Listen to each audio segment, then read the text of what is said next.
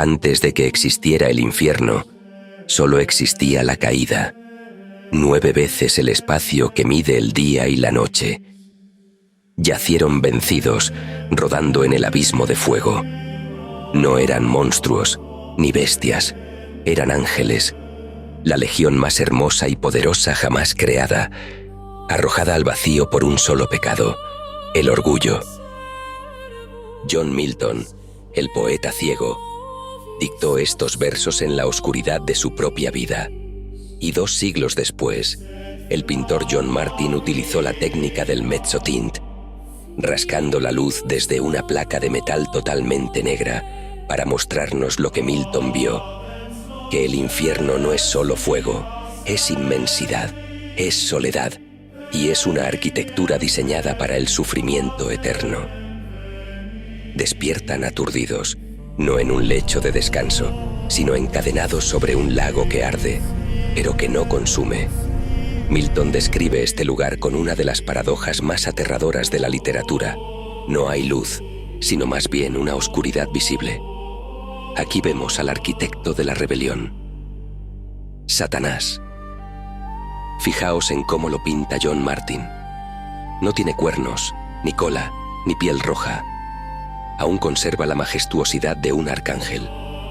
Es un general derrotado, levantándose entre las olas de fuego líquido. Mira a su alrededor, ve a su segundo al mando, Belcebú, y pronuncia las primeras palabras de la historia. Un lamento mezclado con incredulidad. ¿Es esta la región, este el suelo, el clima, que debemos cambiar por el cielo? Es el momento de la comprensión. Han perdido la luz eterna para siempre. Pero es aquí, en medio de la derrota absoluta, donde surge la verdadera naturaleza del personaje. El rechazo a arrepentirse.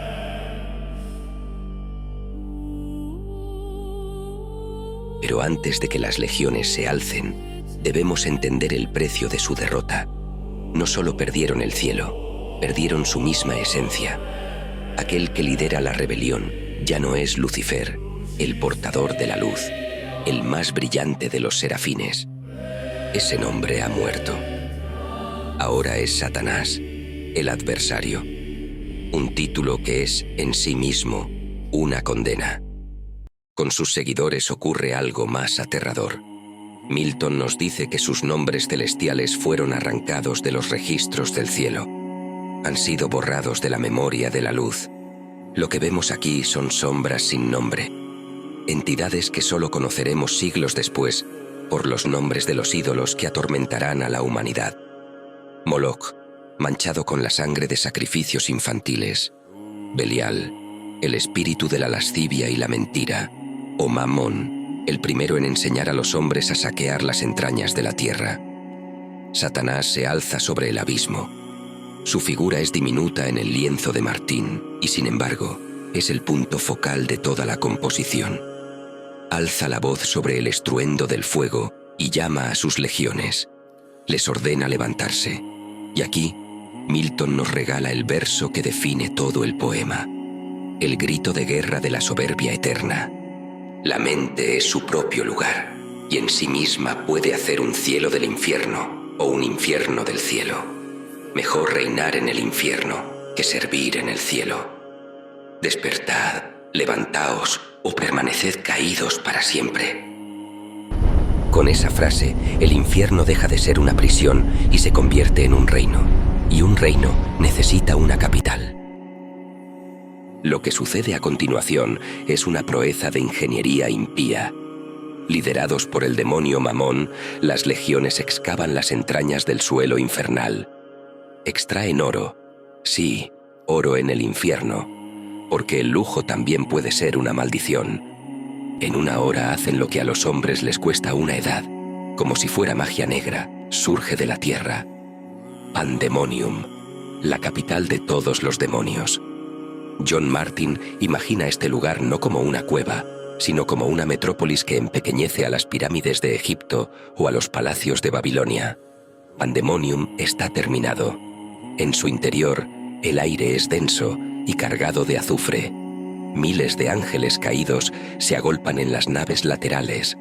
reduciendo su tamaño celestial para caber en esta estructura imposible. Comienza el consejo. No es una turba de monstruos gritando, es una asamblea política. Y eso es lo que realmente inquieta. Fijaos en la multitud que llena el salón. Para Milton, el infierno es una distorsión de la realidad. Millones de seres masivos se ven obligados a encoger su esencia, a volverse diminutos para habitar su propia creación, mientras Satanás se alza sobre ellos como un ídolo inalcanzable. Es la jerarquía del miedo. El debate es una partida de ajedrez sobre el destino del universo. Moloch pide la guerra abierta. ¿Qué puede ser peor que estar aquí?, ruge. Belial, con voz meliflua, aconseja la inacción. Teme que un ataque provoque que Dios los aniquile por completo. Prefiere la paz de la esclavitud a la nada. Mamón propone algo diferente: convertir el infierno en un imperio que rivalice con el cielo. Si no pueden volver, construirán su propia gloria en el abismo. Satanás escucha en silencio. Él ya tiene un plan que no requiere ejércitos, sino astucia. Recuerda perfectamente las asambleas celestiales antes de la guerra. Recuerda la antigua profecía que el Todopoderoso dictó: la creación de un nuevo mundo y de una raza distinta, inferior en poder a los ángeles, pero favorecida por la gracia divina. Para Satanás, el hombre no es solo una criatura, es el punto débil de Dios. Si no puede asaltar las murallas del cielo por la fuerza, golpeará al Creador donde más le duele, corrompiendo su nueva y más preciada obra. Pero el camino hacia él es un suicidio. Debe cruzar el caos, el reino de la noche eterna donde las leyes de la física no existen. Nadie más se ofrece. El silencio en el consejo es el reconocimiento de su liderazgo absoluto y también de su soledad absoluta. La corrupción será su arma. Cruzará el abismo, buscará el nuevo mundo y encontrará al hombre. Nadie más que él puede hacerlo.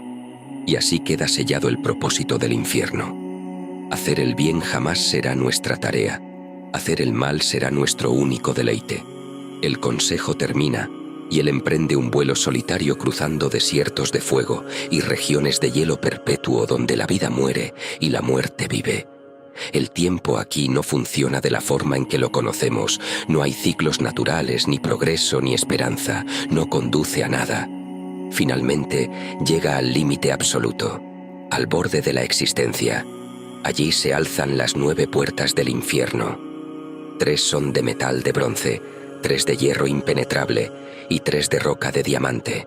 Son puertas que ningún ser, ni ángel ni demonio, puede abrir por la fuerza. Son los límites de la prisión de Dios. Las puertas están custodiadas por 2 guardianes. No son demonios antiguos, son el resultado de su rebelión, emanaciones de su propia desobediencia, el pecado y la muerte. El pecado, una mujer serpiente que guarda la llave de oro del abismo. Alrededor de su cintura, perros del infierno le muerden las entrañas constantemente. Y la muerte, una sombra sin rostro que empuña una lanza espectral. Satanás los reconoce y ellos lo reconocen a él.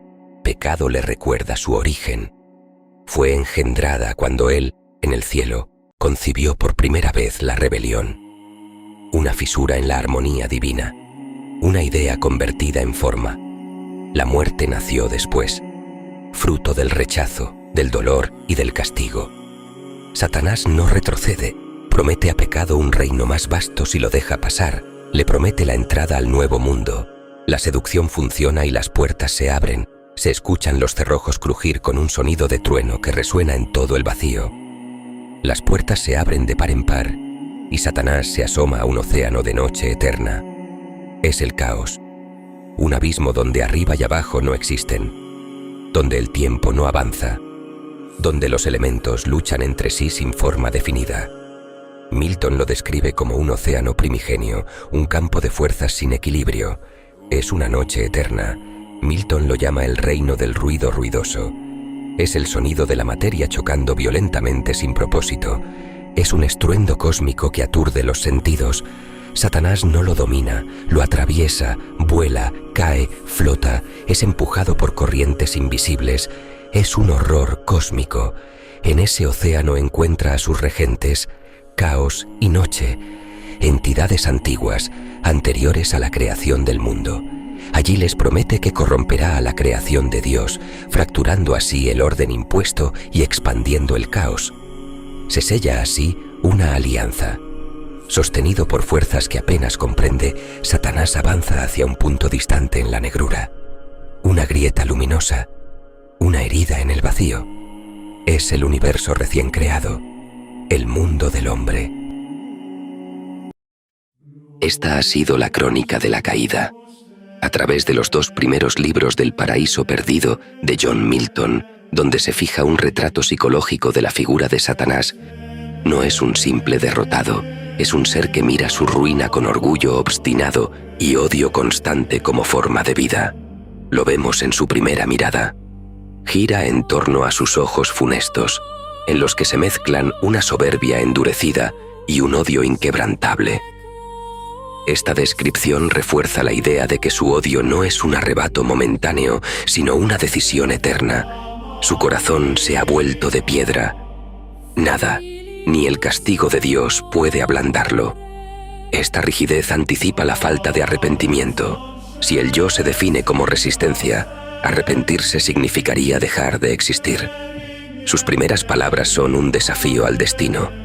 Ni ante lo que el vencedor poderoso en su ira pueda aún infligirme, me arrepiento ni cambio. Refleja que no hay catarsis posible. El dolor no lleva a la revisión moral, sino que se convierte en un argumento para endurecerse. Se niega a llamarlo Dios, llamándolo el vencedor, reduciéndolo así a alguien que simplemente ganó una batalla, desafiándolo en el futuro. No importa qué castigo haya, su voluntad es férrea. Esas palabras son el sello de su condena. No hay vuelta atrás. Es aquí donde nace su versión de la libertad. Una libertad que no busca el bien, sino la soberanía absoluta. ¿Qué importa que el campo se haya perdido? No todo se ha perdido, la voluntad indomable. La derrota ha sido solo física. Lo que importa es el espíritu, el libre albedrío como voluntad soberana y revancha, plasmándolo con la frase: la mente es su propio lugar, y en sí misma puede hacer un cielo del infierno, o un infierno del cielo. Estas palabras resumen su manifiesto de resistencia psicológica y es crucial para entender su soledad posterior. Su conciencia es territorio soberano y jamás podrá ser expulsado de su propia mente. No importa cuán hermoso sea el paraíso, una mente atormentada lo convertiría en un infierno y viceversa. Puede ser feliz en las llamas si así lo decide su voluntad. Prefiere gobernar en el infierno que servir en el cielo, aunque el reino sea un abismo. En estos 2 primeros libros, el infierno no es un castigo, es una elección que se repite eternamente.